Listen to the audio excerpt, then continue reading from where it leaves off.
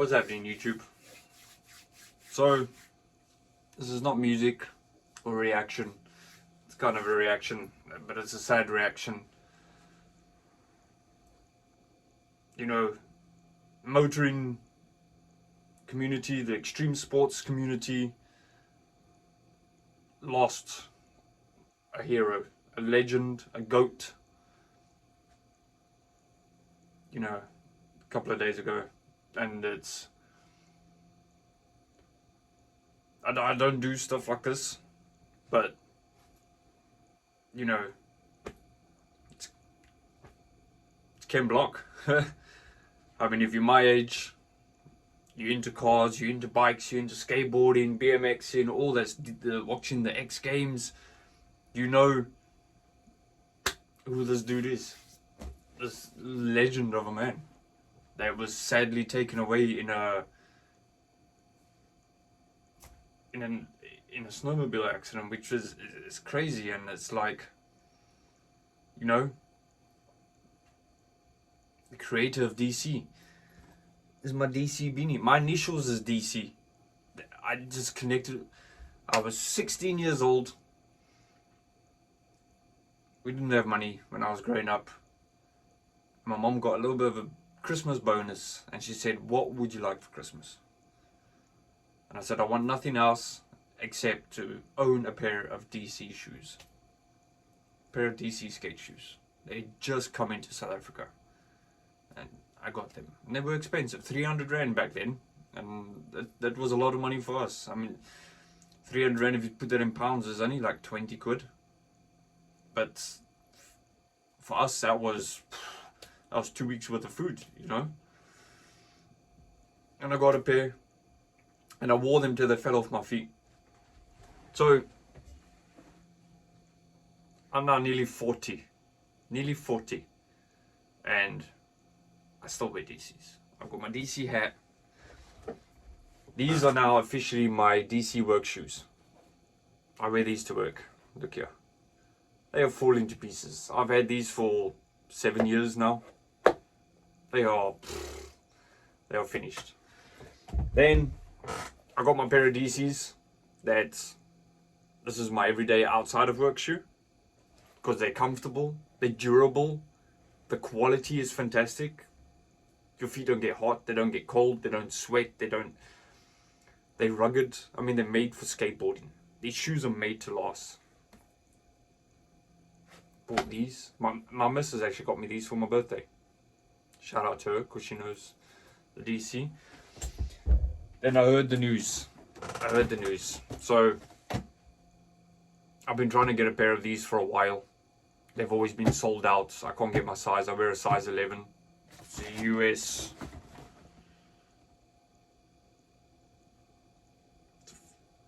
It's a US 12. Struggle to find my size. But I got a pair, and I know this is one of the last pairs he helped design. Which these I'll never get rid of. I'll never get rid of these. These will always stay, because that's how special they are to me. So I bought these. Still got the tag on them. They're made from recycled materials, which is so cool. Like the plastics and stuff. You know? So they... like the carbon footprint on it. I mean, it's so inventive. Still got everything all over, so... I got these. These will be worn once in a while. Not a lot, because I don't want to destroy them. These in my box. So I got these today. They arrived. And it sucks. Shout out to his family, his friends, his colleagues, everybody at Hoonigan and all that. He's like our Jeremy Clarkson. He's our YouTube Top Gear. If that makes any sense. You know? And it is sad that he's gone. And it's... my respects and everything go out to his friends and family. I know this must be so hard. And... yeah. So... there's a channel called Best Motivation Clips. they done a tribute to kenblock. So I thought we'll just watch it, you know, some of the clips that he put together, and you know, some of the videos that we saw when he first came on the scene on YouTube, and first Gymkhana and all that, and how it blew our minds that you can do that with a car and for fun. Mental, absolutely mental. So let's check this out. Rest in peace, 43, the legend, Mr. kenblock himself, the GOAT. Shout out to you. You will always be remembered. Your legacy will live on the internet, and hopefully once all the petrol cars are gone and all that stuff, you know, some kid out there climbs on the internet one day, discovers one of his videos and goes, you guys ripped it up in the 2000s. You killed it. It looks like a fun time. Yeah. There's just a multiple facets that make me who I am today.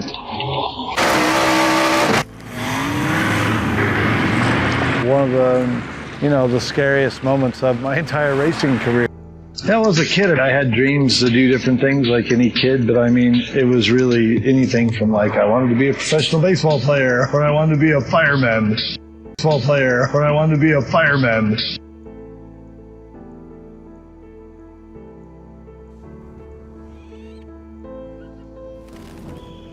But really, as I got older, and you really started to Top Gear episode with James May. James May, I watched original Top Gear season 1 to 22.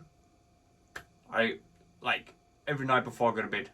That is my relax, not think about anything. I put on Top Gear, and this is one of the episodes I watch a lot. Me and my brother, we love when he's ripping around, and you know the way James May said, Kenny from the block, and he's on the face tube, and it's funny, and you watch him, and then it's one of the better episodes, definitely.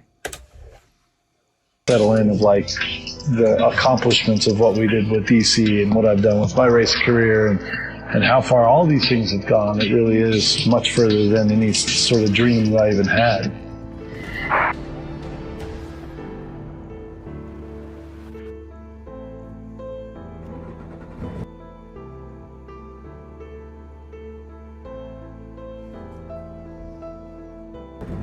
Well, the first time I got in a race car, I absolutely loved it, and it was everything I dreamed about as a kid, you know, driving for the first time. It was incredible, and I was like, oh, okay, when do I get back in the car next? Like, I was hooked. It's just incredible to get into a high-powered, great handling race car and race it down a road where somebody blocks off the beginning and end and just says, go as fast as you can from point A to point B. And here's these instructions as to what every corner is and every straightaway, and drive as flat out to these notes into the road that you possibly can. I've been driven since I was a kid for not necessarily success, I would say for accomplishment. When I set out to do something, I really want to succeed at it.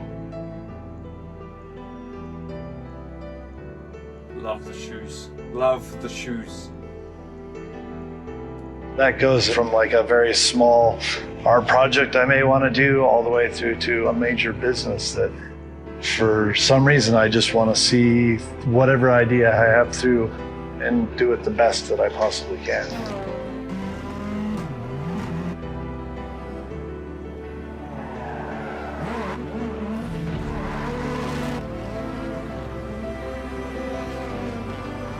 Anything from a business adventure to even a social media post, it's how can we be creative, do things in a different way, but also show a love for life and a love for having fun. Living life to the fullest.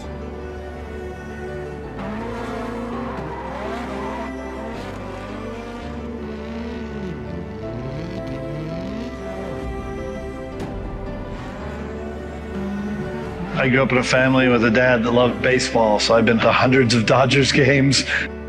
I just had other interests. I didn't like team sports as much. So I really liked skateboarding and riding dirt bikes. Eventually got into snowboarding. To me, the creativity in those sports, everything from what you did on the snowboard to even the art and music and culture around them, just was much more appealing to me than a stick and ball sport. I genuinely appreciated like the technology and the design of not only the boots and the gear and the helmets, but even the really subtle things that even came from the industry, like sunglasses. And so as I got older, especially in high school, I got into classes where I could actually start creating things myself.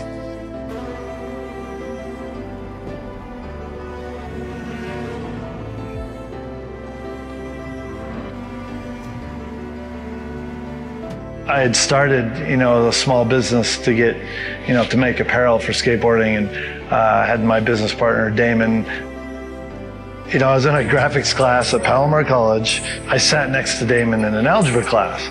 We both just had similar interests in graphic arts to actual apparel design.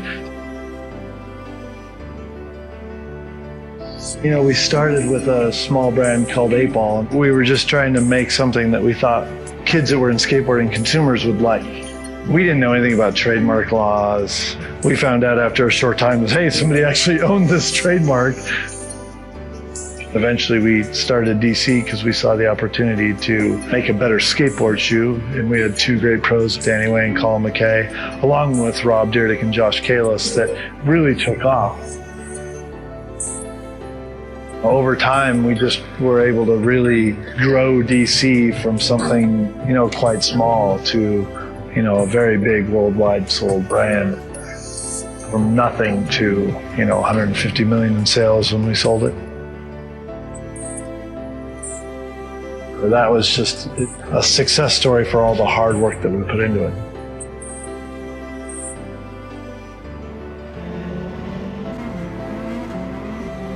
These shoes are so unique as well, like the look of it, the style of it, everything. It's just they stand out so much, and there's a taste and a flavor for everybody. If you just want like a slip-on, or do you want high top, or they've got it all, and they do all sports, all motocross, snow, desert, they got it all.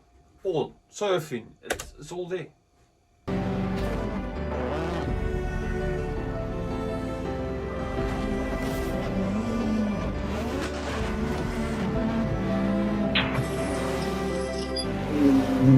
I raced in Rally America, which is a series that I paid as a privateer to go race. Ended up getting Rookie of the Year, and at the end of that year, I made the decision to keep racing, and then every year forward, I just kept getting better and better. Over time, I really went from being a guy that sat in an office every day during work to being a guy that trained to try and be a champion.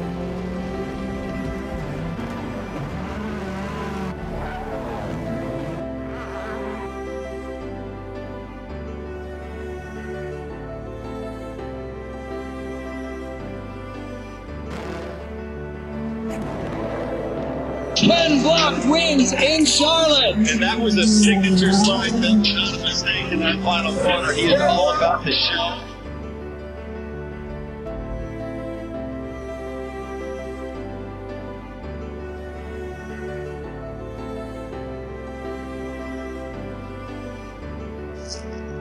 The ain't care part of it is like I care more about the goal than the piece of equipment. We celebrate this stuff. This is all about trying as hard as you can and not having mechanical sympathy, because sometimes mechanical sympathy can get in your way.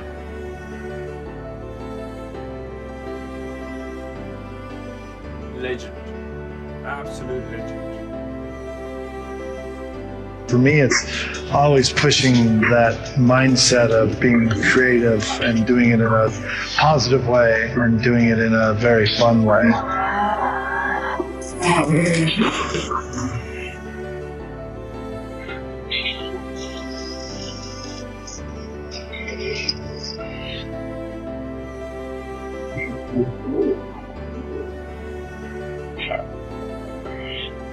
rain bucket. For me, the simple legacy is I hope I just inspire other people in a positive way to really go out and live their dreams.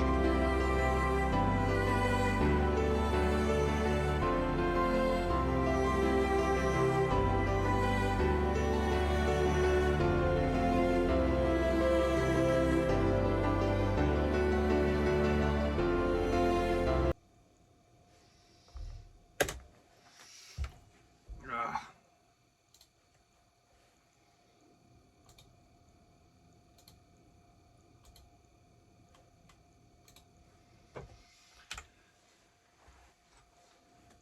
So we'll play out. Just want to say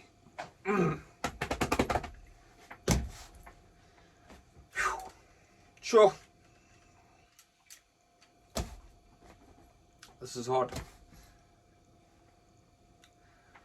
And a lot of the YouTubers I watch, like they've all of them got inspiration from kenblock. So yeah.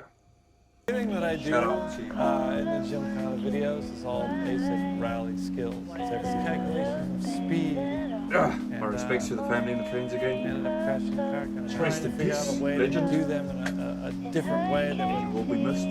make it Deeply. more different. Thanks again, everyone, for Appreciate you watching. appreciating what I've been Thank doing, you. and I really enjoy it.